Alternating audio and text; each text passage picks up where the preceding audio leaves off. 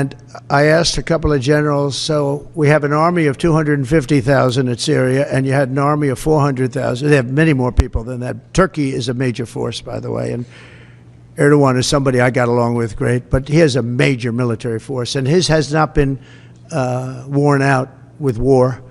It hasn't been worn out with all of the other things. I mean, he's built a very strong, powerful army.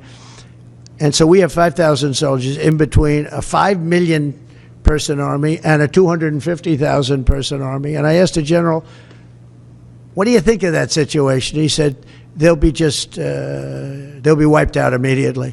Now, folks, we know that Project 2025 represents a sweeping vision for conservative governments in the United States. It's spearheaded by President Trump and other Republican leaders, and this initiative seeks to reimagine federal operations, reinstate the policies that align with conservative principles, and establish a governing structure that reflects America First values by restructuring the federal government, focusing on key policy areas, and, of course, rolling back progressive initiatives. This is not just a project, but it's definitely something that's going to help Joe Biden get out of office and President Trump take over America and make America great again. Because at the heart of the project is the ambition to transform the federal bureaucracy. Now, many people are saying that this is a conspiracy, that Trump hasn't actually endorsed Project 2025. But even if he doesn't, this is a main headline that many of his conservative Republican allies believe in and support. So it's not as bad as Democrats make it seem. Immigration, try to get crime under control, try to reduce the chaos in the world. This is a mandate from the American people to do that. I think I'm interpreting the results tonight as the revenge of just the regular old working class American, the anonymous American who has been crushed, insulted, condescended to. They're not garbage. They're not Nazis. They're just regular people who get up and go to work every day and are trying to make a better life for their kids, and they feel like they have been told to just shut up when they have complained about the things that are hurting them in their own lives. I also feel like this election, as we sit here and pour over this tonight, is something of an indictment of the political information complex. I mean, we've been sitting around here for the last couple of weeks, and the story that was portrayed was not true. I mean, we were told Puerto Rico was going to change the election. Liz Cheney, Nikki Haley voters, women lying to their husbands. Before that, it was Tim Walz and the camo hats. Night after night after night, we were told all these things and gimmicks were going to somehow push Harris over the line, and we were just ignoring the fundamentals. Inflation, people feeling like that they were barely able to tread water at best. That was the fundamentals of the election. And so I think that both parties should always look at the results of an election and figure out what went right and what went wrong. But I think for all of us who cover elections and talk about elections and do this on a day-to-day basis, we have to figure out how to understand, talk to, and listen to the half of the country that rose up tonight and said, we've had enough. And if it is true that President Trump is the head of Project 2025, well, there's a lot to talk about, such as, first of all, he wants to streamline bureaucracy. He plans to downsize agencies that conservative views as bloated or unnecessary. This includes reducing staff members at the EPA, Environmental Protection Agency, and the Department of Education, DOE. Opponents also contend that these cuts will not only reduce government spending but also enhance efficiency by limiting the size and the scope of federal operations. He wants to also centralize executive control. The project emphasizes increasing the authority of the executive branch, which means in simple terms that this includes consolidating decision-making power to ensure alignment with the administration's priorities. By appointing loyalists to every key position, Project 2025 and Trump aims to minimize the internal resistance and streamline the implementation of its policies. Trump and Elon Musk are also going to replace personnel. A central feature of the plan is the replacement of civil servants. We're inheriting big challenges at home and all over the world. Again, we had no wars. We had no problems. We had no inflation. We had it less than 1%. Your meeting with Apple CEO Tim Cook, and did you talk about tariffs in that meeting? Meeting with who? Apple CEO Tim Cook. I did have dinner with Tim Cook. I had dinner with sort of almost all of them, and the rest are coming. And this is one of the big differences, I think, between, we were talking about it before, one of the big differences between the first term In the first term, everybody was fighting me. In this term, everybody wants to be my friend. I don't know. My personality changed or something. But servants with appointees committed to conservative values. But critics argue that this is actually risking politicizing the civil service and undermining its nonpartisan nature. But proponents believe that this is essential to ensure that the government operates in accordance with Trump's administration. Trump is also underpinned by a comprehensive policy agenda that spans key areas like immigration, energy, education, healthcare, and foreign policy. These policies aim to reverse progressive initiatives and reinforce traditional conservative values. Immigration reform is a big one. Trump also wants to be a cornerstone of a conservative platform. He wants to complete the southern border to enhance border security, implement, for instance, stricter enforcement policies, including expedited deportations and expand the use of detention centers. Trump also wants to limit pathways to citizenship for undocumented immigrants, focusing instead on merit-based immigration systems, which might not be a bad thing at all. These measures aim to curb illegal immigration and prioritize the interests of American workers. But critics warn this is actually a potential humanitarian and economic consequence, particularly for industries that are reliant on immigrant labor. But if we talk about energy independence, well, the project seeks to increase domestic energy production by deregulating the fossil fuel industry to boost oil, gas, and coal extraction, and reducing federal investment in renewable energy initiatives, rolling back regulations that are imposed on traditional energy sources during the Biden administration. Advocates argue that these measures will reduce energy costs. And I moved them out and I took a lot of heat. And you know what happened? Nothing. I saved a lot of lives. Now we have 900. They put some back. But 900, if you're talking about two, now one of the sides has been essentially wiped out, but nobody knows who the other side is. But I do. You know who it is? Turkey. Okay? Turkey's the one behind it. He's a very smart guy. They've wanted it for thousands of years, and he got it. And those people that went in are controlled by Turkey. And that's okay. It's another way to fight. But no, I don't think that I want to have our soldiers killed. But I don't think that will happen now anyway because the one side's been decimated. Mr. President, I want to ask you a question about the drones. Are the drones concerned about more unrest in that region, or do you think it will calm? Sonny, you have a legal note. I do have a legal note. Thank you, Whoopi. Matt Gaetz has long denied all allegations, calling the claims, quote, invented, and saying in a statement to ABC News that this false smear following a 3-year criminal investigation should be viewed with great skepticism, that DOJ investigation was closed with no charges being brought. I have a legal note. You want to take this one, Joy, or are you Matt good? Gaetz has long denied all allegations and has not been charged with any crime. That's true.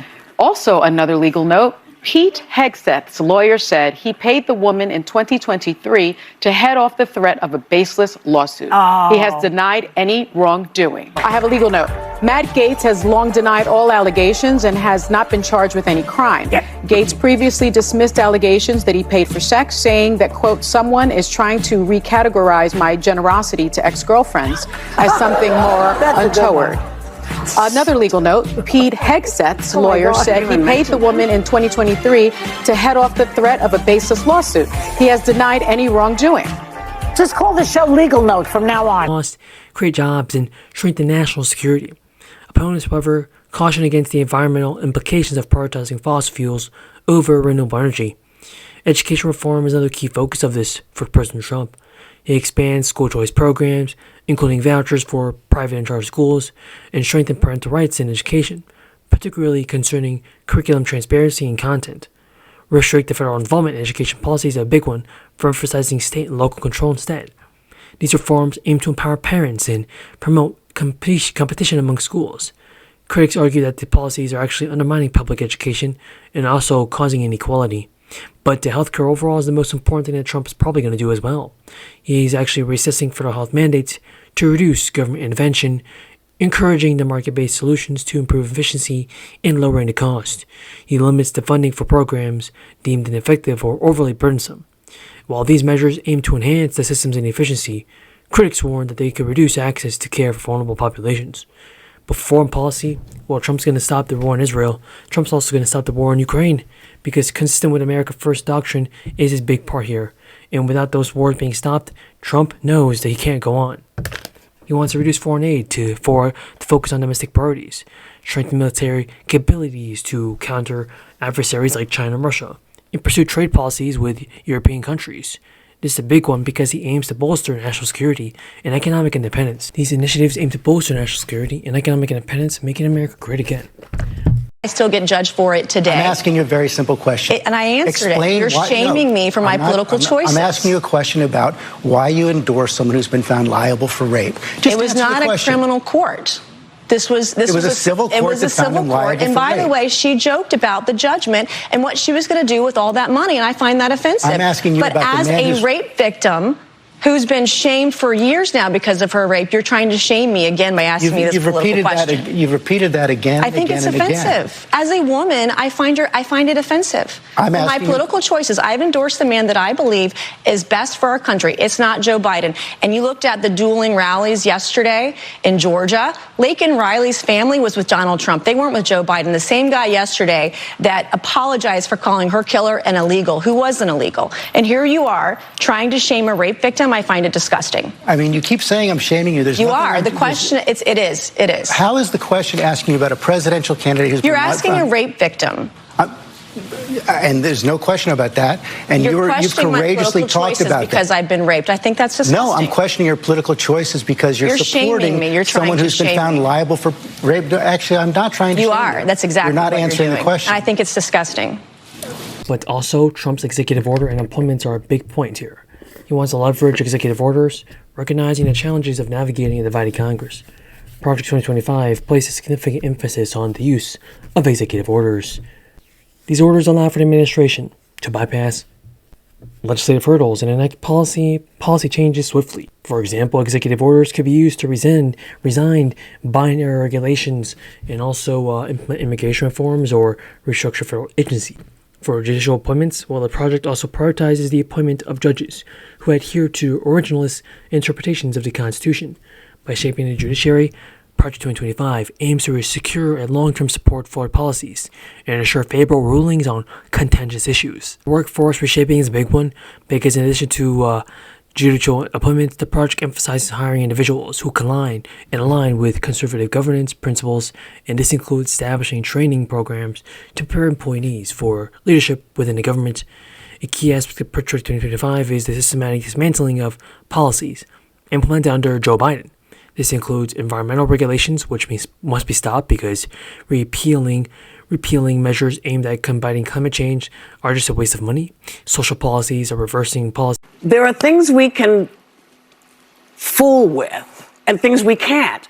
Healthcare is one of those things that you shouldn't be able to fool with. And insurance companies who you pay, I pay into my insurance, you pay into your insurance.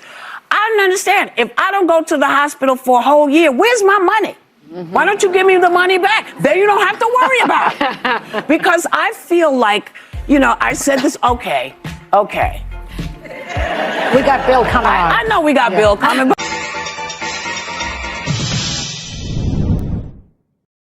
But I don't know what people were thinking when they voted for him. I mean, this one statistic really got to me. He lost, during his term, 200,000 manufacturing jobs. He lost them. Yeah. Joe Biden added more than 775,000 jobs. And people voted for Trump. I think that they have been misinformed, misled by other networks. People get mad at us. They say we're one-sided here.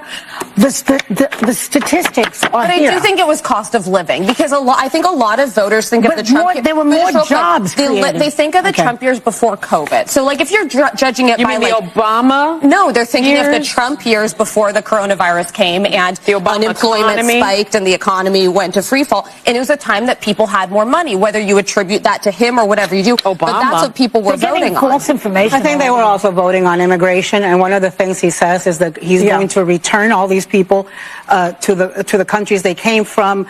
And he's going to make the countries take them, or he's not going to do business with those countries. Well, the countries are Cuba, Nicaragua, and Venezuela.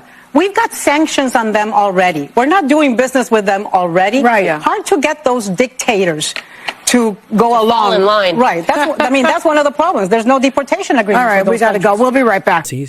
Related to LGBTQ rights and gender identity, which is kind of unnecessary, but once again, we'll see if Trump can deal with that.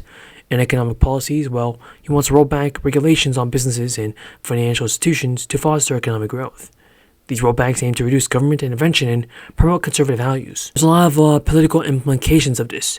For instance, to grassroots support is a big one. The project emphasized the importance of grassroots mobilization to generate public support. He's going to talk to a lot of people out there. Trump has always done this, and Trump will always be America's president. Commercial corporation, while this project will actually rely heavily on executive actions, Congress's support is actually important. Plus, the ambitious scope of this for President Trump is actually important for our governing society.